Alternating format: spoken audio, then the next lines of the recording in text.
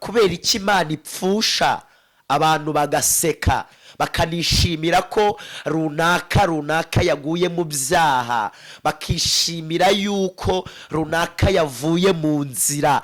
Uyu nguyu nimba Dawidi akoze ibintu bimukura mu nzira y'Imana, ntabwo abantu bari bakwiriye kwishima, bari bakwiriye kurira. Dawidi TV. Yes, amahoro y'Imana akomeze kubana namwe mwese mubana natwe umunsi ku munsi. Tubahaye ikaze kandi tubifurije umwaka mushya wa 2023. Mwese abadukurikira umunsi ku munsi, abo twabanye by'umwihariko umwaka wa 2020 mwese, ni byiza cyane, turabashimiye mwese. Imana ibaha umugisha cyane, kandi buri wese akwiye gushima Imana kuko yamurinze muri uyu mwaka wose urangiye. Tukaba dutangiye undi Dawidi, twawutangiye cyane turawutangira umwaka. Yego, dusa n'abawutangiye, dusa n'aba ariko ntiturawutangira. Ese ahanga mikeya kugira ngo samwegeze mikrofone turimo, ariko dusa n'abatangiye umwaka. Yego, nibyo gushimirwa Imana cyane, nibyo gushimirwa Imana kubera ko biba bihiga umuntu ni byinshi. Rero by'umwihariko dushimiye Imana ko turi bazima, Imana yaturinze, izakomeza no kuturinda. Rero nibyo gushimira Imana cyane. Segasa nk'abaprofeseri n'ubuntu bw'Imana. Akaba nkavugiye inyuma ya kamera ariko reka nkavugiye no mu kiganiro. N'ubuntu bw'Imana. Hari korasi nigeze ntera ngiye gushima Imana. Samwegereza mikrofone. Hari korasi nigeze ntera ngiye gushima Imana. Umunsi nakoze impanuka, amaboko yanjye agacikamo, ariko nyuma yaho agakira. Nataye korasi ivuga ngo ibyo yakoze nibyo byari bikomeye cyane, ibisigaye Imana izabikora, mubwira abantu bere kwiganyira. Rero iby'Imana yakoze turayishimiye kubera ko hari ibyo twavuyemo, hari n'ibindi turimo twinjiramo. Rero nishimwe rikomeye. Urugendo ruracyakomeje. Urugendo ruracyakomeje. Noheli yari imeze ite? Christmas tujya mu bundi. Christmas yari imeze ite by'umwihariko, cyangwa ku ruhande rwawe ntabwo uyemera? Noheli se, Noheli ndayemera damu. Kandi Noheli uyemera, uyemezwa n'iki? Uyizihiza ushingiye kuki? Nyizihiza nshingiye kuki? Umwami wacu Yesu Kristo, Noheli itwibutsa urupfu rwa Yesu Kristo, izuka kuri 25 se, agaciro k'amaraso Yesu yamenye kugira ngo uyu munsi tube turiho. Rukundo Yesu yadukunze akemera kwitangira umuntu, hakavamo no kumena amaraso ku bwawe. Rero Noheli ndayemera ariko nkayemezwa n'agaciro k'amaraso ya Yesu Kristo. Rero ndashimira Imana ku bwa Noheli, yabaye nziza, yarabonetse, yabaye nziza bikomeye. Noheli wahayibonye. By'umwihariko Yesu yabaye mushya mu buzima bwacu. Abantu benshi baravutse mu buryo bw'umwuka, hari n'abapfuye, bari barapfuye. Oya, muretse gato, ibyaha byakozwe kuri Noheli. Ibyaha nuko kaje kumbeshya ngo kuri Noheli. Nubwo ibyaha byakozwe, nasomye ijambo ry'Imana rirambwira ngo umuntu wese ukora iby'Imana ishaka ni umwana w'Imana, ariko ukora iby'Imana idashaka ni umwana wa Satani. Rero abana ba Satani barakora, n'abana b'Imana barakora. Ariko kandi nasomye ijambo ry'Imana rirambwira ngo umunyabyaha nahindukira agakura ibishimwa mu bigawa, azahinduka nk'akanwa k'Imana. Ibyo nabonye abantu benshi babatizwa. Bivuze ngo hari abantu benshi Kristo yarokoye, hari abantu benshi bakiriye Yesu nk'umwami n'umukiza mu bugingo bwabo. Bivuze ngo hari abantu bari barapfuye ariko kandi bazukanye na Yesu Kristo. Rero ibyo ni ibintu byo gushimira. Hari abantu bazutse kuri iyi tariki. Rero ni ibintu bikomeye, nawe utabishimira Imana. Imana ihabwa icyubahiro cyane. Urasa neza pe, urasa neza. Urakoze cyane. Duheruka gukorana ikiganiro ni mu minsi 15 ishize, iminsi mikuru itaraba, niba atari 13. Nagusuye hano mu rugo, bamwe basubijwemo ibyizere ati Imana ishimwe, rega tugomba kwiyomora ibikomere kuko tuba twarababaye. Uretse tudafite ibitwomora, gusa nongeye kwizera ibyo yambwiye, nkaba mbona ko naho byaca bizahabona tu. Imana ishimwe cyane kubw'imirimo abandi ati Dawidi turagukunda. Ni byiza cyane. Nanjye ndabakunda. Nanjye narishimye, hari abantu benshi bampamagaye kambwira ni rwose kubw'ubuhamya bwawe dusubijwemo ibyiringiro kubw'ubuhamya. Rero nkunda kuvuga ngo nta hantu kure, urumva, oya, nta hantu habi Imana itakura umuntu, kandi nta n'ahantu heza Imana itashyira umuntu, itanakugeza. nta hantu heza Imana itageza umuntu, nta n'ahantu habi Imana itakura umuntu. Rero iyo nakubwiye uburyo nambaraga inkweto zitwa yo menya nkayanywera, uyu munsi ntabwo nyiri kuri yo menya nkayanywera. Yego, rero byiza cyane. Imana turayishimiye, ibyo yakoze nibyo byari bikomeye, kandi n'abakiri mu buzima bukiri hasi haracyari ibyiringiro ko igiti cyatemwe cyakongera kigashibuka. Kandi ndashimira Imana, iki giti cyatemwe iyo gishibutse ntabwo gishibuka, ntabwo hashibuka igiti kimwe, hashibuka ibiti byinshi. Yego, rero abakiri mu buzima bugiye butandukanye bizera Imana ko haracyari ibyiringiro ku Imana, uko yari irejo n'uyu munsi ni kwiri, n'ahatari inzira ni mu kw'Imana. Kandi Imana ihabwa icyubahiro kandi ishimwe. Uyu munsi nasuye umukozi w'Imana Dawidi. Iyo wageze mu rugo rw'abatambyi ubanza ukagira ko ufata, bari kubyumva ko nyine bimeze neza, banyakiriye, kandi Imana ibaha umugisha cyane. Ariko uyu munsi ntabwo twaje kuganira ku buzima busanzwe n'ubuhamya gusa, uretse ko nabwo tubukomeje tuzagenda turushaho kubuganira. Naje kumusura nk'umuhanuzi. Hari amakuru aba hari akomeye cyane, nkunda kubivuga cyane, ati tuba turi abanyamahirwe kuba tubana n'abahanuzi, kuba tubana n'abakozi b'Imana. Abanyamasengesho bose aho bava bakagera bubahwe. Ikindi cya kabiri, hari ibintu bamenya twe tutazi, sibyo? Yego, ni abanyamakuru b'ijuru, hari amakuru bamenya twebwe ubwacu tudashobora kuba twamenya. Tuba turi abanyamahirwe rero kugira ngo tuganire nabo, dufate umwanya batugezeho amakuru y'ijuru. Dawe, uyu mwaka wa 2022, wenda mbere ko dufata umwaka wa 2023, wari umwaka umeze gute kuri wowe ukurikijwe na message wari warawuhawemo? Ni umwaka urangiye gute, wari ufite ishusho kuri wowe by'umwihariko? By'umwihariko uyu mwaka wa 2022 twabanye mu buhanuzi ngewe nawe bugiye butandukanye, ujya gutangira gusa wabaye mwiza ku buzima bwanjye. Uyu mwaka gusa ndashimira Imana ko wabaye mwiza ku buzima bwanjye, wandutiye iyindi myaka yose nabayemo kuva mbaye. Uyu mwaka wandutiye iyindi myaka kuva mbaye. Ariko ku bintu bijyanye na message nahawe muri uyu mwaka, ujya gutangira ikintu kimwe kigaragaza ko uyu mwaka ushingiye uvuga ko uyu mwaka wakutiye indi myaka, kandi njye wari wo mwaka nashonjemo. Ikintu kimwe cyonyine, Damu, ni ubwa mbere muri make ikintu nshimira Imana yampaye address. Uyu mwaka yampaye Imana yahabwa icyubahiro, yakozemo akantu, yakozemo n'ibindi byinshi, yakozemo ibintu byinshi. Ariko kandi ni umwaka nariye nigaburiye, ni umwaka nambaye niyambitse, ni umwaka Imana yampaye address.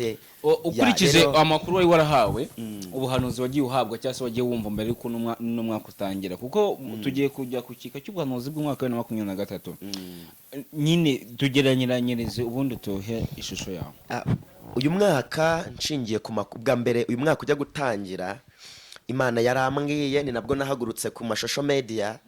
Imana yarambwiye ngo Dawidi ndagutumiye, irambwira ngo abantu benshi nagiye mbatuma, ibyo mbatumye bagera aho mbatumiye kubivuga bakabihindura. Irambwira ngo we nkuhagurukije nkwizeye, irambwira ngo genda umbwirire abantu bave mu nzira mbi barimo, nibarangiza bampanga amaso kugira ngo mbayobore. Rangije irambwira ngo kandi abantu benshi bamenyereye izina ryanjye. Irambwira ngo abantu bakorera mu izina, nyirizina baramutakaje. Wibuke ubuhanuzi nahanuye muri uyu mwaka nahanuye ubuhanuzi bujyanye n'uko abantu bagiye bata nyirizina barangiza bagakorera mu izina kubw'inyungu zabo n'ibyo bashaka. Abapasiteri bataye abana barangije abantu benshi bagiye nyine bakorera mu izina, abapasiteri bagakorera mu izina nta mana yamuhamagaye, akahita yihamagara akabyuka yashinze urusengero, muhanuzi yabona ibintu byanze akabyukira kuri social media ngo Imana yamutumye. Abadahanura bakiga guhanura, baterekwa bakiga kwerekwa. Wibuke na hano ubuhanuzi buvuga ngo Imana ije kuburana izina ryayo. Nambaye amakanzu muri uyu mwaka mvuga uburyo umuntu ashobora kubamo abantu babiri ukamumenyera ku mwambaro w'inyuma ariko imbere utazi ko yambaye umwambaro w'umukara. Wibuke ndibuka ko ari nawe twakoranye ikiganiro cy'uburyo ushobora kurebera umuntu inyuma utazi imbere. Aricyo kiganiro nakoresheje igiseke, aricyo kiganiro nazanye igiseke, noneho imbere ngashyiramo impapuro z'umweru, ngashyiramo n'amahwa. Urebeye inyuma ni umuhanuzi ariko wagera imbere nta mana yamuhamagaye yarihamagaye. Urebeye inyuma ni umupasiteri ariko imbere ibiri imbere ntabwo bizagukiza ahubwo bizakwica. Urebeye imbere ariko uyu mwaka ni umwaka iby'Imana yagiye ivugana nanjye, yagiye ibisohoza. Imana yaburanye izina ryayo. Hari abantu benshi bagiye basiba kubw'izina ry'Imana, bagiye bavuga nabi. Hari muri make ni umwaka Imana yaburaniye izina ryayo. Umwaka Imana yakozemo n'imirimo n'ibitangaza. Ni umwaka Imana yakozemo imirimo n'ibitangaza, nk'uko abatabago yarabatabaye, abahanwa yarabahanye. Ariko kandi sinishimira ko abantu bahanwa. Bibiliya iravuga ngo nugaruka nzakugarukira. Rero umuntu agaruka ari uko yari yaragiye. Njyewe ntabwo nishimira yuko abantu baba ibinani imbere y'Imana, cyangwa baba abantu batumvira. Nishimira ko abantu benshi bamenye Imana bakayisobanukirwa bagasenga Imana bazi. Imana ihabwa icyubahiro cyane. Hari ikindi kintu kimwe kimbabaza kijyanye n'abantu n'abakozi b'Imana. Umunsi umwe Imana yigeze irambwira ngo genda umbwirire abagore, irambwira ngo genda ubambarize ngo mbese kuki bapfusha bakarira ariko ngewe napfusha bagaseka. Reka nguhe urugero, niweho mugore ari wowe Imana ibajije gutyo wasubiza ngo iki? Umwana wawe apfuye w'umuhererezi cyangwa w'imfura, mbwiza ukuri, wakwishima cyangwa wababara? Damu niweho mbajije, ari wowe mugore nta muntu upfusha ngo yishime. None hari ikintu kimwe mbaza kuri social media. Hari abantu benshi bagenda basebya abakozi b'Imana, abandi babona umuntu yangiritse mu buryo bumwe cyangwa ubundi bakishimira iyo ntsinzi bagaserebura. Kubera iki Imana ipfusha abantu bagaseka bakanishimira ko runaka yaguye mu byaha, bakishimira yuko runaka yavuye mu nzira?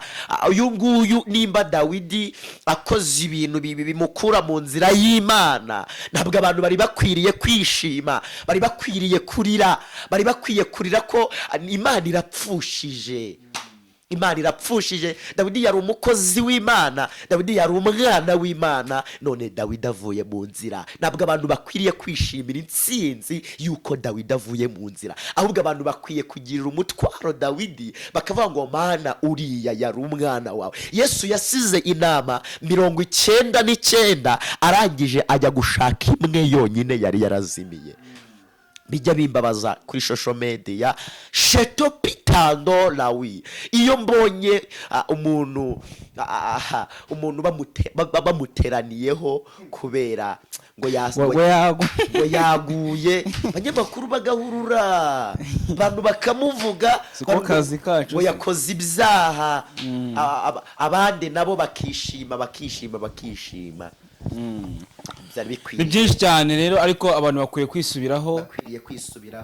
Imana yarantubiye ngo mbabwire ngo kubera iki Imana ipfusha bagaseka ariko bo bapfusha bakarira. Rero nimba mwene data avuye mu nzira reka tumugirire umutwaro aho kumuteza itorero n'abantu, aho kumusebya akagera n'aho abura inzira acamo.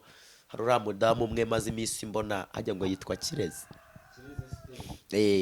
wasambanye kuri maze video iminsi mubona namubonye ku mashusho media, ku mateleviziyo, nabonye yarageze no kuri televiziyo bamushinza ko ngo yagiye asambanira kuri social media, ngo kandi ari umukozi w'Imana. Njye ntabwo byanshimishije, byarambabaje kubera ko uriya muntu gusa nta muntu uzi bundi iby'umugore n'umugabo.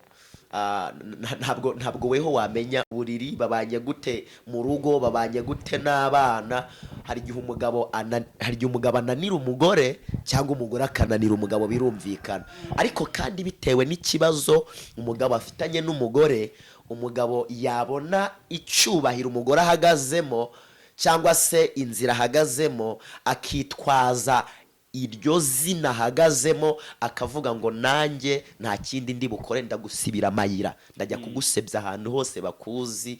ariko kandi ntabwo byari bikwiriye. ngiye byarambabaje, mbwira Imana ngo Mana, uriya muntu yarakuvugiye, yaragusenze, niwe ho kuburana izina ryawe. Imana ihabwa icyubahiro cyane. tugiye mu kindi gika cyo kumva amakuru umukozi w'Imana yahawe. Yego. Mu gihe kitari kirekire cyane kuko ntabwo dushaka gutinda, dukomeze n'izindi gahunda. reka ubanze dushyire imbere y'Imana, ubundi uduhe message watumwe n'Uwiteka. njye amagambo yanjye agarukiye aha ngaha n'ibyo. Nyagasani murengezi w'ubugingo, weho wantoranyije bidakwiriye, wowe wankuye mu magana menshi y'abanyabyaha ukemera ko nitwa Dawidi, uyu munsi uvuga izina ryawe. ndagushimiye, ni urukundo rukomeye wankunze, ni ubuntu bwawe. uri Imana y'abagufi n'abarebare, uri Imana y'ibikara n'inzobe, uri Imana y'abize n'abatarize, uri Imana y'abafite akazi ndetse n'abashomeri, uri Imana y'ababa mu mujyi n'ababa mu cyaro, uri Imana y'abazungu ndetse n'abirabura. wigeze ubwira Yeremiya ejo bundi uravuga ngo umva Yeremiya mwana wanjye, ni njyewe Mana igira ikirema, namara kirema nkagikomeza. Imana ishimwe. uramubwira ngo ntabaza ngo utabare. abantu bashobora kutagutabara wabatabaje, ariko njyewe ndi Imana yumva buri muntu wese wantabaje. ndagushimiye Mwami kuri uyu munsi. ndivu mwivu, ndi umukungugu mu mukungugu, ndamazi ameneka ntayorwe. Mana, Imana ishimwe. Mepotesheti yavugiye imbere y'umwami Dawidi aravuga ngo ndiki ndinde wo gusangira hamwe n'umwami Dawidi, tugasangirira ku meza amwe. aravuga ngo ndinde ko njye ndi nk'intumbi y'imbwa. ariko Imana ishimwe, uwo Imana yahaye agaciro arakagira, uwo Imana yahaye ijambo ararigira. nanjye nari nkushimiye, ntabwo ari ubuntu bwanjye, ntabwo ari ubwiza. amashuri mfite Mana urayazi, ni yayandi ntabwo aya mashuri yanyemerera kwicara imbere y'isi yose, imbere y'abantu bangana nk'abari kundeba. ariko uri Imana nziza. wigeze ubwira Samweli agiye kwa Yesayi, abonye Shama, aravuga ngo umva Samweli we, njye Uwiteka sindeba nk'uko abantu bareba, ahubwo ndeba mu mutima. ndagushimiye ko wantoranyije ukama agaciro, ari nako gaciro mpakaze na karibu. reka ntaba ari njyewe, ahubwo izina ry'Imana yampamagaye aba ari ryo rihabwa icyubahiro, mu izina rya Yesu Kristo w'i Nazareti, amen. Imana ibishimigwe. Hayi, karibu n'ikaze rero. Yego. buri gihe iki ni igihe cyo kugira ngo umuntu wese atege amatwi. Imana ibishimigwe. nkuko twari tumaze gusenga, maze iminsi itari myinshi naheruka kuri social media, ariko kandi ndasuhuza inshuti zanjye zidahwema kunyereka ko zinkunda. ndasuhuza by'umwihariko abari muri Amerika, mfiteyo inshuti, abari mu Bushinwa nabo mfiteyo inshuti. hariyo umubyeyi nkunda mu Bushinwa witwa Nana, nawe ndamusuhuje. ni umubyeyi w'inshuti yanjye nkunda. Abari mu Burundi nabo ndabasuhuje, hari inshuti zanjye nyinshi. Abari muri Amerika nabo hariyo inshuti zanjye. Abari muri Kenya, abari mu Bufaransa, mu bihugu bigiye bitandukanye, bose ndabasuhuza, ni inshuti zanjye. N'abari mu gihugu cy'u Rwanda nabo ndabasuhuza. Hari abantu benshi bambwira ko bankunda, bakunda ibiganiro byanjye mvuga. Rero Uwiteka abahe umugisha mu izina rya Yesu. Rero maze iminsi nsenga mbwira Imana ngo Mana, bimeze bite mu mwaka wa 2023, kubera ko 2022 nari nahawemo message zigiye zitandukanye. Hari byagiye bisohora, hari ibindi byagiye biba. Rero maze igihe nsenga mbwira Imana ngo mbese mu mwaka tugiye kwinjiramo bimeze bite. Imana ijya kumbwira, ijya kuma message mu mwaka wa 2023, yarambwiye ngo Dawidi, umbwirira abantu, ubabwire ngo bakura amaso ku bantu, bakura amaso no ku bintu, nibarangiza bampanga amaso. Kindi irangije irambwira ngo muri uyu mwaka wa 2023 irambwira ngo imigezi myinshi izakama, cyangwa imigezi myinshi igiye gukama. Imana irambwira ngo mbwira abantu bashaka Uwiteka bigishobotse ko abonwa. Abari mu nzira mbi bave mu nzira zidatunganye bashaka Uwiteka. Imana irambwira ngo abantu bariraye Imana bayitera umugongo, bazi ko ibintu ari amahoro. Irambwira ngo yatanze pause kugira ngo abantu babashe kugarukira Imana. Irambwira ngo ariko iyi pause yatanze nabwo abantu bayihaye agaciro. Aho gushaka ubushuti muri iyi pause Imana yatanze kugira ngo abantu babashe kwegera Imana, abantu benshi barushijeho gusubira inyuma. Irambwira ngo mbese ubuhungiro buri hehe? Irambwira ngo nta handi buri, ni ku Uwiteka. Irambwira ngo mva Dawidi we, ngo mbwirira abantu ngo banshake, kandi banshakeho ubushuti, bananshake mbahishe. Irambwira ngo mbese bazahungira he nibatanshaka? Irambwira ngo ubutaka ubwabwo ngo igihe kizagera ubutaka ubwabwo buhinduke virusi. Umuntu nakandagiza ikirenge hasi, ibirenge bibembe. Imana irambwira ngo ni njye njyenyine Uwiteka ufite ubuhungiro. Yesu ari ku musaraba, mwenda ukimara gutabukamo kabiri, yavuze amagambo akomeye abonye ubuhungiro bw'abantu budahari. Aravuga ngo yemwe abarushe n'abaremerewe, nimuze munsange ndabaruhura. Yesu yahamagaye abakobwa, arangije ahamagara abasore, arangije ahamagara abagore, arangije ahamagara abagabo. Buri muntu wese Yesu yaramuhamagaye. Yesu niwe wenyine ufite ubuhungiro. Yarambwiye ngo mbabwire ngo nimumuhungireho, nimumwikomezeho, kuri Yesu niho hari ubuhungiro. Yarambwiye ngo mbese nimutamuhungiraho, nimutamushaka ngo abahishe, igihe nikigera bikaba ngombwa ko ubuhungiro mu bantu burangira, muzihisha hehe mutaramushatseho ubuhungiro? Arambwira ngo igihe kizagera ubutaka ubu ngubu tukandagiraho ubwabwo buhinduke virusi. Nukandagiza ibirenge hasi, ibirenge byawe bibembe. Nta wundi wenyine ufite ubuhungiro uretse Yesu Kristo w'i Nazareti. Imana irambwira ngo mbwirira bumva Dawidi we, bampungireho kuko ndi Imana yiteguye kubera ubuhungiro buri muntu wese wanyambaje. Rangije irambwira ngo ikindi, Shetopita 4 mene tando lawi jezikide bone mandiko. Irambwira ngo mva ikindi, zobene manda ya siregrere. Irambwira ngo ncukuye icyobo kinini cyane kubera ko intumbi zimaze kuba nyinshi mu bantu banjye. Irambwira ngo mva nje gukura abapfuye mu bazima mu mwaka wa 2023. Irambwira ngo ndambiwe umunuko uri mu bantu banjye, Shetopita 4. Irambwira ngo iyo umuntu apfuye nabwo aba cyemerewe kubana n'abazima. Henimi nitando lawi jezikide bonema.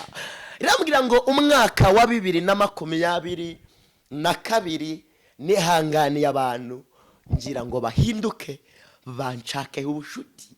Mana ishimwe, bancakeho ubushuti. Irambwira ngo ariko umva, genda ubabwire ngo nje gukura abapfuye mu bazima. Wibuke iyo urugo, kananga urugero, iyo urugo rurimo abantu 10, noneho muri ba bantu 10 bikaba ngombwa ko havamo umuntu umwe upfa. Uyu muntu wapfuye nashaka afite imodoka 20, nashaka abafite amafaranga, bake ziri mu Rwanda no muri Amerika zose arize. Iyo uyu muntu amaze gupfa, uyu muntu ava muri ba bantu 10, igikurikiraho bacukura imva barangiza bakamuhamba. Aho ajya hose ikizima nuko ava mu bantu. Ntabwo bita ku kazi akora, ntabwo bita ku mafaranga afite, ntabwo bita ku bwenge afite, ntabwo bita kuri titira afite. Iyo umuntu yapfuye batitaye nta kindi gikurikiraho uretse gukugwa mu bazima, yarangiza agahambwa. Imana irangije irambwira ngo umva Dawidi Shetopita 4, nanjye nje gukura abapfuye mu bazima. Irambwira ngo umva, hari abantu benshi bagiye, nagiye nihanganira nkabagoragoza kugira ngo ndebe ko bangarukira, ndebe ko ba etaya bonefo bamenya agaciro kuwiteka, bakamenya uwo ndiwe mu buzima bwabo. Irangije irambwira ngo umva, ncukuye icyobo kinini cyane. Irambwira ngo ncukuye imva, kandi iyi mva nje gukura abapfuye mu bazima, kubera ko umunuko mu bantu banjye ni mwinshi, ndetse n'umunuko warazamutse urarenga ugera mu ijuru. Muranukigwa isare bonefo musi ku musi. Mana irambwira ngo ndambiwe uyu munuko uhora ungeraho. Mana irambwira ngo nimbwire abantu ngo bahindukire, kubera kwije gukura abapfuye mu bazima. Yesu agenda n'abigishwa be Shetopita 4, maze umwigishwa we umwe arangije abwira Yesu, aramubwira ngo mwami, mu muryango wanjye harimo umuntu wapfuye, mu ruhushya ngiye guhamba, mu ruhushya manze ngiye gushingura. Yesu yashubije iyi ntumwa ngo iki? Yaramubwiye ngo mureke abapfu bahambe abapfu ba. Aleluya, aleluya, aleluya.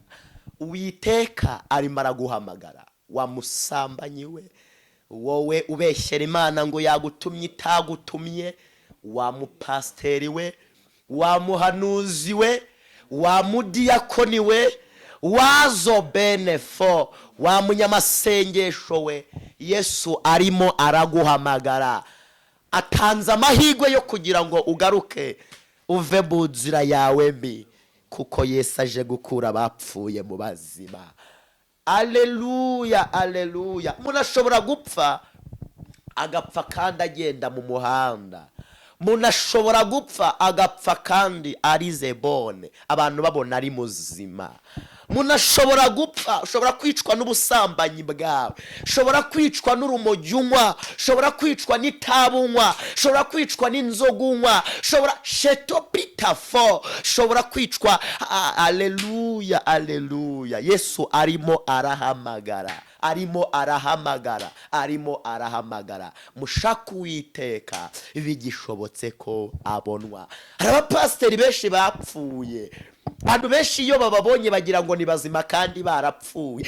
Hari zibinitando, hari abahanuzi benshi bapfuye, wamubona agenda hano ukagira ngo ni muzima kandi yarapfuye. Yesu aje gukura abapfuye mu bazima. Niyo message ikomeye yamaye mu mpera z'uyu mwaka. Maze iminsi myinshi nsenga mbwira Imana ngo Satani arimo aragenda yiba abantu, ariko ngewe mpisha unambwira ibirimo birarya mbere, unambwira ukuntu bimeze. Irambwira ngo mva Dawidi, kukurengera nzakurengera, kukurinda nzakurinda, kandi nzakurindana n'abagenzi bawe bemeye kumpungiraho. Irambwira ngo ariko genda umbwirire abantu ubaze bonefo, ubaburire, ubagire inama, ubabwire ngo Uwiteka yagutumye ngo bamugarukire bigishobotse.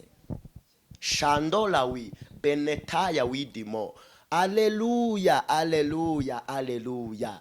Hari abadiyakoni benshi bampfuye. Erega usibye ibyubahiro byatewe mu bantu, ku Mana nta titire zibayo.